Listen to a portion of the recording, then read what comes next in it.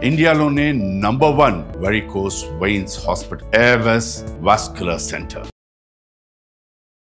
నమస్కారం గురుగారు. శ్రీమాత్రే నమః. గురుగారు, మనుషుల్లో అసలు ఆ విచక్షణ జ్ఞానము, అసలు మనం మనుషులము, పరాయి వాళ్ళని మనం ప్రేమించాలి, మన ముందున్న వాళ్ళని, పిల్లల్ని కూడా ప్రేమించాలి అన్నది అవన్నీ కూడా చాలా మంది మర్చిపోయారా అనిపిస్తుంది.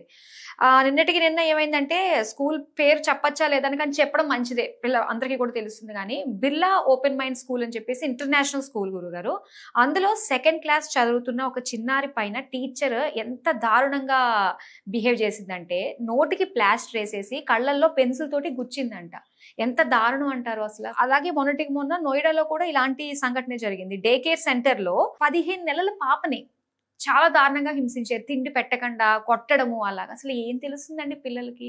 ఒక నమ్మకంతో మనం స్కూల్ కన్నా ఇలాంటి వాటికన్నా పంపిస్తూ ఉంటాము. వాళ్ళు ఇంత చిత్రహింసలు నిజంగా చదువుకునే పిల్లలు పడడం అవసరం అంటారా? అంటే అది నిజంగా మీరు చెప్పింది అక్కడ నిజంగా జరిగిందంటే అది నిజంగా బాధాకరమైన విషయమే, అందులో ఎటువంటి సందేహం లేదు. కాకపోతే నేనేమంటానంటే, ఫస్ట్ ఆఫ్ ఆల్ అలాగా హింసించడము, అలాగే పిల్లల్ని ఆ రకంగా చేయడం మాత్రం అది పూర్తిగా ఖండించవలసిన విషయమే, అందులో డౌట్ లేదు. ఇక్కడ ఏమవుతుందంటే, సమాజంలో ఎందుకు అలా జరుగుతుంది అవునండి. చూసుకుంటే మీరు గమనిస్తే కనుక కొంతమంది టీచర్ల మీద రివర్స్ అయిన స్టూడెంట్స్ని మనం చూసాం. స్టూడెంట్స్ మీద విచక్షణారహితంగా ప్రవర్తించినప్పుడు టీచర్స్ గురించి మీరు చెప్పారు. ఇది అసలు ఎందుకు జరుగుతుంది? పిల్లలకి తల్లిదండ్రులు నేర్పాల్సినవి సరిగ్గా నేర్పకపోవడము, అసలు ఎలాంటి యాజమాన్యం, ఎలాంటి టీచర్స్ని రిక్రూట్ చేసుకోవాలనేటువంటి విచక్షణ సరిగ్గా చూపించకపోవడం. ఇప్పుడు యాజమాన్యం రిక్రూట్ చేసుకున్న టీచరే అక్కడ ఉంటారు. ఆ స్కూల్ పెట్టిన అతనేమి పిల్లల్ని హింసించాలని స్కూల్ పెట్టడు. అక్కడ ఒక టీచర్ ఉన్న ఒక ఫ్రస్ట్రేషన్ అలా జరిగి ఉంటుంది ఒకటి. లేదా ఆ పిల్లవాడి మీదే ప్రత్యేకంగా ఆ తల్లిదండ్రులు చూపించినటువంటిది ఏదైనా ఈ టీచర్ మీద చూపించినటువంటి ఒక రకమైనటువంటి ఇది కూడా అక్కడ జరిగి ఉంటుంది. బట్ ఏదేమైనప్పటికీ కూడా అది సరైన పద్ధతి కాదు. అసలు ఇవన్నీ ఎందుకు జరుగుతున్నాయి అంటే, ఇలా జరగడానికి గల కారణం ఏమిటి? గ్రహస్థితి కారణమా, లేకపోతే వాళ్ళ కర్మలా, లేకపోతే వాళ్ళ విచక్షణ కోల్పోవడం వల్ల ఏమిటి అంటే, ఇందాక నేను చెప్పినట్టుగా టీచర్ మీద ఉండే గౌరవాన్ని ఎలా ఉండాలి, ఎలా శ్రద్ధగా ఉండాలని తల్లిదండ్రులు పిల్లలకు చెప్పకపోవడం ఒక ఎత్తు. ఒక టీచర్ ఎలా ప్రవర్తించాలి స్టూడెంట్స్ మీద. ఇప్పుడు టీచరు కోపంగా ఉండొచ్చు, తప్పు కాదు, కానీ మ్యాన్ హ్యాండ్లింగ్ చేయడం అంటే, మా చిన్నప్పుడు అసలు చేతుల మీద కొట్టడం, ఇక్కడ కొట్టడం, ఒక గోడ కుర్చీ వేయడం, తొడపాసం పెట్టడం, చెవు పట్టుకుని ఇవన్నీ చేసేవారు. ఇవన్నీ ఏంటంటే మనకు తెలియకుండానే కర్మలు పోగొట్టేవి. చెవు మెలేసి పట్టుకున్నాను అనుకోండి, మనలో ఉన్న దారిద్రం పోతుంది, మనకి ఐక్యూ లెవెల్స్ పెరుగుతాయి. గోడ కుర్చీ వేసుకుంటే వాళ్ళకి మూలాధార చక్రం స్ట్రాంగ్ అవుతుంది, వాడిలో ఉండే గణపతి ఇదవుతాడు. పనిష్మెంట్లో కూడా అర్థం ఉండేది. కానీ నోటికి ప్లాస్టర్ వేసి కళ్ళలో గుచ్చేంత పని చేయడం మాత్రం తప్పే, నేను కాదనట్లేదు. అది అయితే ఇక్కడ ఏంటంటే అమ్మా, ఒకటి అంటే ఈ సందర్భం వచ్చింది కాబట్టి నా లైఫ్లో జరిగిన ఒక చిన్న సీన్ ఒకటి చెప్తాను మీకు. సంఘటన నాకు దాదాపుగా ఇది ఒక 12 ఏళ్ల క్రితం జరిగింది, ఇప్పుడు కాదు. నాకు 2 అబ్బాయిలు. అందులో ఒక అబ్బాయి అప్పుడు ఎంత 3rd క్లాస్ 4th క్లాస్ చదివేవాడు. రెండో అబ్బాయి, ఇద్దరు ఒకటే స్కూలు. కాకపోతే వాడు ఒకరోజు మధ్యాహ్నం పూట ఇలాగే స్కూల్ నుంచి వచ్చేసిన తర్వాత తెర చూస్తే వాడి కాళ్ళకి వెనకాతల మొత్తం స్టిక్తో కొట్టినట్టుగా ఉంది, తట్లు తెరిపోయినట్టు. మావాడి ముందు తెల్లగా ఉంటాడు. అయితే అలాగా ఉన్నప్పుడు నేను అడిగాను వాడిని, అరే ఏమైందిరా, పిల్లలు కొట్టుకున్నారా? ఆడుతూ కొట్టుకుంటారుగా, టీచర్ కొట్టిందా అంటే చెప్పట్లేదు. వాడు టీచర్ మీద ఉన్న గౌరవంతో చెప్పట్లేదు. ఏమైంది చెప్పడు, వాడు ఎంత అడిగినా చెప్పడు, ఏమీ సైలెంట్గా ఉన్నాడు. ఇలా కాదని నేను హెచ్ఎంకి ఫోన్ చేశాను, మేడం ఇట్లా మరి పిల్లలు కొట్టుకున్నారు, టీచర్ కొట్టిందో చెప్పట్లేదు మా వాడు, ఒకసారి కనుక్కోండి మేడం అని నేను అడిగాను. స్కూల్ కూడా చాలా మంచిది, ఆ మేడం కూడా చాలా మంచి మేడం ఆమె కూడా. అయితే ఆవిడ ఏం చేసింది, సార్ ఒక్క నిమిషం అండి సార్, నేను కనుక్కుంటా, అయినా మీ అబ్బాయి బాగానే చదువుతాడు కదా, టీచర్ ఎందుకు కొట్టదు, సంథింగ్ ఎక్కడో జరిగి ఉంటుంది, అడుగుతా అని కనుక్కుంది. సార్ అది నిజంగానే టీచర్ కొట్టిందంట, ఒకసారి రేపు రాండి, నేను టీచర్తో నేను సారీ అపాలజైస్ చెప్పిస్తాను, అయ్యో అలాంటి పనులు ఏం చేయకండి, నేను వస్తాను స్కూల్కి, సో డోంట్ వరీ అని నేను ఏం చేశాను, నెక్స్ట్ డే మా అబ్బాయిని యథావిధిగా స్కూల్కి వెళ్ళిపోమని చెప్పి చక్కగా స్వీట్ షాప్కి వెళ్ళి ఒక చక్కగా స్వీట్ డబ్బా ఒకటి తీసుకున్నాను, 1/2 కిలో మంచి స్వీట్ డబ్బా తీసుకుని స్కూల్కి వెళ్ళి టీచర్ని, మేడం ఒక్కసారి బయటకు వస్తారని పిలిచి ఆవిడ స్వీట్ డబ్బా ఇచ్చాను. మేడం మీరు మా అబ్బాయి బాగుపడడానికే కొట్టారు. ఎందుకు కొట్టారు అంటే, మీ అబ్బాయి చెప్తుంటే ఎటో చూస్తున్నాడండి, మంచిది మేడం, అది ఇప్పుడు మీరు మా అబ్బాయి బాగుపడడానికి కొట్టారు, కానీ మా అబ్బాయి మీద కక్ష కానీ మా అబ్బాయి మీద నిక్షేత్వాలు కానీ ఉండవు కదా. I know that. చాలా థ్యాంక్స్ అండి అని స్వీట్ అబ్బాయి ఇచ్చి వచ్చేసాను. ఎంతమంది ఉంటారండి అసలు? రియల్గా జరిగిన అంశం ఇది. 12 years బ్యాక్. ఇప్పటికీ ఆ స్కూల్ ఉంది. అయితే నేను ఎందుకు అలా చేశానంటే, నేను వెళ్ళి రకరకాలుగా రియాక్ట్ అవ్వచ్చు. ఫస్ట్ ఆ మేడం మీద అరిసేసేయచ్చు, వెళ్ళి గందరగోళం చేయొచ్చు. ఇప్పుడు మీ ఈవిని తీస్తారా తీయరా, రేపు పొద్దున ఇంతమంది స్టూడెంట్స్కి ఎంతమందికి ఇది అవుతుంది, అది పసిపిల్లల్ని ట్రీట్ చేసే విషయమా అన్నట్టుగా నేను గందరగోళం చేయొచ్చు. ప్రెస్ వాళ్ళని పిలిచేవచ్చు, నీ యూట్యూబ్ ఛానల్ చేస్తాను, యూట్యూబ్ ఛానల్ వచ్చామంటే వచ్చేస్తాడు, చేయొచ్చు.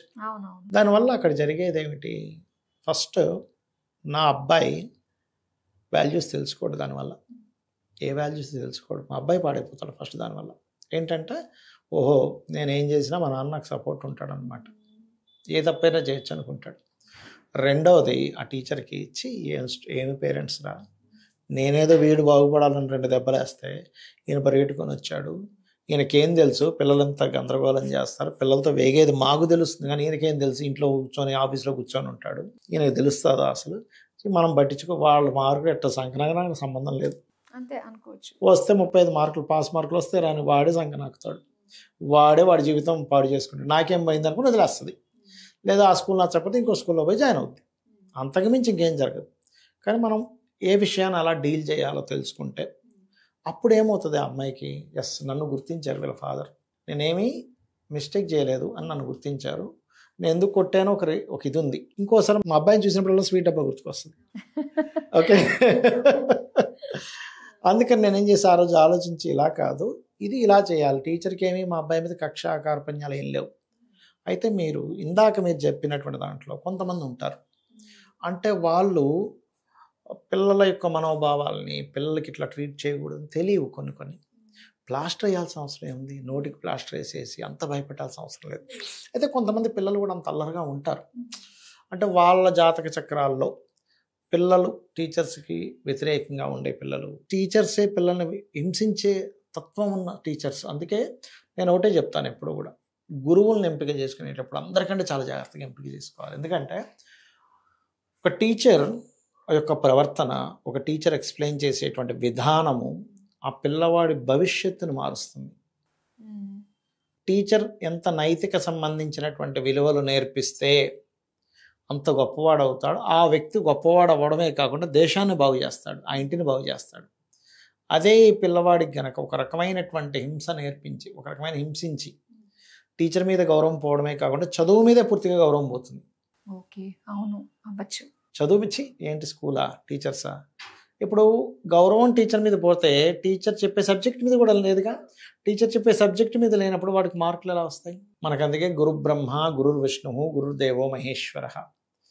నీకు ఒక ఆలోచనని క్రియేట్ చేసేవాడు టీచర్, అందుకే గురు బ్రహ్మ ఈజ్ క్రియేటర్, గురు విష్ణు నువ్వు ఎలా నడుచుకోవాలో చెప్పేవాడు, గురుదేవో మహేశ్వర నీ యొక్క లైఫ్ని ఎలా లీడ్ చేయాలి, నువ్వు ఎలా హ్యాపీగా ఉండాలని చెప్పేవాడు టీచర్.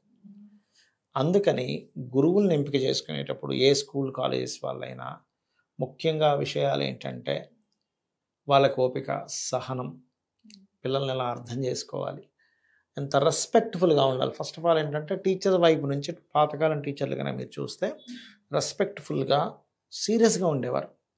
అందరూ ఏమనుకుంటారు, టీచర్ చాలా నవ్వుతూ ఉండాలి ఫ్రెండ్లీగా. నేను ఒప్పుకోనమ్మా, టీచర్ నవ్వుతూ ఉండాలి ఫ్రెండ్లీగా ఉండాలి నేను ఒప్పుకోను. టీచర్ ఎప్పుడు కూడా గంభీరంగానే ఉండాలి. మీరు అబ్జర్వ్ చేయండి, ఎవరికైనా సీరియస్గా చెప్పిన విషయం వాడికి గుర్తుండిపోతుంది. అవునండి, సరదా చెప్పిన మీరు 100 సార్లు చెప్పినా గుర్తుండదు. నాకు మ్యాథ్స్ అంటే ఎంత చిరాకు, కానీ మా మ్యాథ్స్ సార్ 8th క్లాస్లో వచ్చారు. ఆయన పర్సనాలిటీ కూడా గంభీరంగా ఉంటుంది, ఆయన పనిష్మెంట్స్ కూడా అంతే విధంగా ఉంటాయి. అప్పటి నుంచి 9th క్లాస్ నుంచి మ్యాథ్స్లో టాప్ నేను. కొట్టాలో తిట్టాలో అని కాదు, గంభీరంగా ఉండాలి, డిగ్నిఫైడ్గా ఉండాలి, చెప్పగలగాలి, అసలు వస్తే భయపడాలి. అంటే గౌరవంతో కూడిన భయం రావాలి. గౌరవంతో కూడిన భయాన్ని ఒక టీచర్ క్రియేట్ చేయగలిగితే టీచర్ యొక్క స్థానం చాలా గొప్ప స్థానం. ఇప్పుడంటే చాలా ఈజీగా తీసుకుంటున్నాం, కానీ ఒకప్పుడు ఆ వీధి నుంచి టీచర్ గారు వస్తున్నా మనం ఈ సందు నుంచి వెళ్ళిపోయేవాళ్ళం, ఎదురు పడ్డమే లేదు, భయం. అంటే అంత ఉన్నప్పుడు ఖచ్చితంగా టీచర్ చెప్పింది అప్పచెప్తాడు, టీచర్ చెప్పింది అర్థం చేసుకోవడం చూస్తాడు, పక్కకి వెళ్ళదు కాన్సన్ట్రేషన్. అంటే టీచర్ గొప్పతనాన్ని మనం చెప్పట్లేదు. మన కొన్ని సినిమాల్లో లెక్చరర్స్ని, టీచర్స్ని అవహేళన చేయడం, జోకులు వేయడం అవసరమా? అవసరం లేదు. మరి ఎందుకు చేస్తున్నామంటే మనం ఆలోచించాలి. ఆ డైరెక్టర్లు, ఆ సినిమాలు తీసే డైరెక్టర్లు. ఇప్పుడు మొన్న ఒక సినిమా వచ్చింది వెంకటేష్ది, గోదావరి చెట్టు మీద రామచిలక మీద పాట ఉంటుంది చూడండి. సంక్రాంతి సినిమాలో టీచర్ వాల్యూ చూపించాడు, ఎంత గొప్పగా ఉంది తెలుసా. చూసారా మీరు అవి? గొప్ప వాల్యూ చూపించాడు. అలా ఉండాలి. నువ్వు వాల్యూ చూపించినప్పుడు ప్రేక్షకులు అబ్బా అంటున్నారు, నువ్వు కామెడీ చేసినప్పుడు నవ్వుతున్నాడు. దీన్ని బట్టి ఏంటి, నువ్వేమవుతుంది, టీచర్కి స్టూడెంట్కి ఉన్న సంబంధాన్ని నువ్వు పాడు చేస్తూ నువ్వేం ఉద్ధరించావు, బాగు చేస్తూ ఏం బాగు చేస్తున్నావు. This is the most important thing. చాలా బాగా తెలియజేశారు. అండ్ వాళ్ళకు కూడా ఏంటంటే ఇంట్లో ఉన్న వాటిని కూడా క్యారీ చేసుకున్న ఆ కోపాన్ని కూడా పిల్లల మీద చూపించాల్సిన అవసరం లేదు. కానీ కొంతమందికి ఎలా ఉంటుందంటే అమ్మా, అందుకే అంటున్నా, టీచర్ని ఎంపిక చేసుకునేటప్పుడు యాజమాన్యం చాలా జాగ్రత్తగా ఎంపిక చేసుకోవాలి. ఎందుకంటే వాళ్ళకి పర్సనల్ లైఫ్ ఉంటుంది, వాళ్ళకి కొంతమంది దాన్ని బ్యాలెన్స్ చేసుకోలేరు, అది పిల్లల మీద చూపిస్తారు. ఆ బ్యాలెన్స్ చేసుకోలేని తత్వం, దానివల్ల కొంతమంది మగవాళ్ళు కూడా ఆఫీస్లో జరిగినటువంటి దాన్ని తీసుకొచ్చి ఇంట్లో ఉండే భార్య మీద, పిల్లల మీద, తల్లిదండ్రుల మీద చూపిస్తూ ఉంటాడు. మా బాస్ ఎంత దుర్మార్గుడు, వాడికి ఎంత చేసినా అవర్తలేదు, వాడి ఫ్రస్ట్రేషన్లో. గురువు ఎప్పుడూ కూడా ఆ స్కూల్ బయటే వదిలేయగలగాలి, ఆఫీస్లోకి వేరే తీసుకురాలి, అది ముఖ్యం. చాలా మంచిగా విశ్లేషణ తెలియజేసినందుకు ధన్యవాదాలు గురువు. శ్రీమాత్రే నమః.